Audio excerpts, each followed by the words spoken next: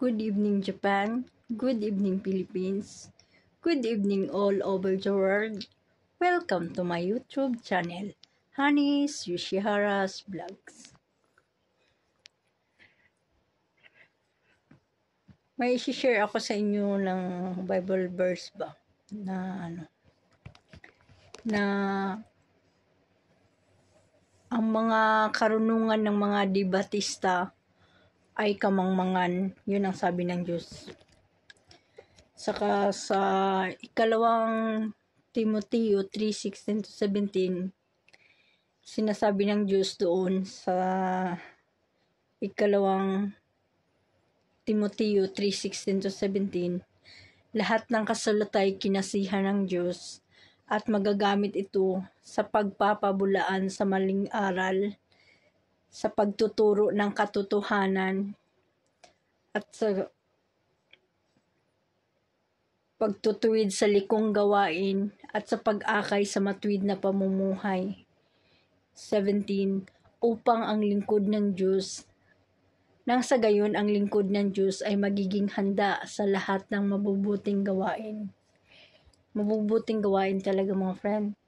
Good works talaga. Kasi sabi niya sa ibang verse na patay ang pananampalatayang walang kalakip na mabubuting gawa.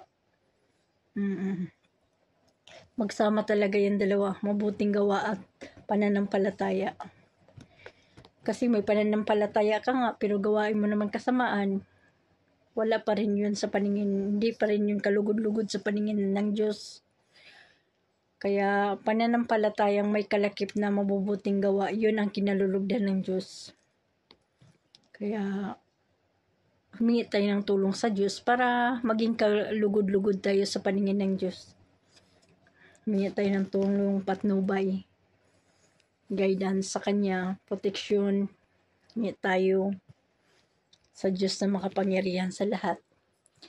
At kay Hesukristo na sugo ng Diyos, ng anak ng Diyos na nagkatawang tao.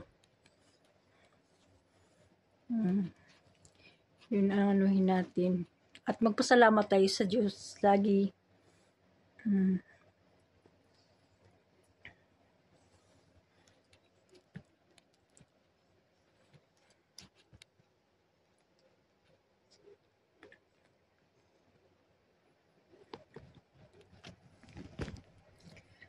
Saka walang lingid sa Diyos, lahat ay lantad. Walang nakakatarok sa pag-iisip ng Diyos. Walang hindi mapangyayari ang Diyos. Ano pa ba ang sabi ng Diyos sa Kanyang banal na salita? Huwag ninyong linlangin ang inyong sarili. Ang Diyos ay di madadaya ninyo man. Hindi talaga siya madadaya ninyo man. Kahit sino pa man. Walang makapagdadaya sa Diyos kasi ang Diyos ay gamhanan sa tanan. Powerful.